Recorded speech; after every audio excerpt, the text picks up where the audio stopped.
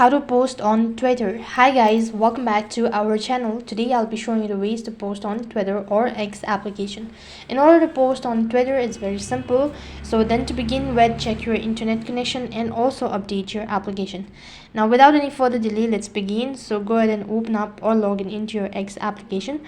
Once you're logged into your X application, this is how the interface is going to look like. So in the bottom right hand side corner of your screen, you can see there's a plus icon. Go ahead and tap on it. So in order to post any of the content or any of the, all you have to do is just tap the plus button. As soon as you do that, multiple options appear. So if you want to post a tweet, go ahead and tap the post button.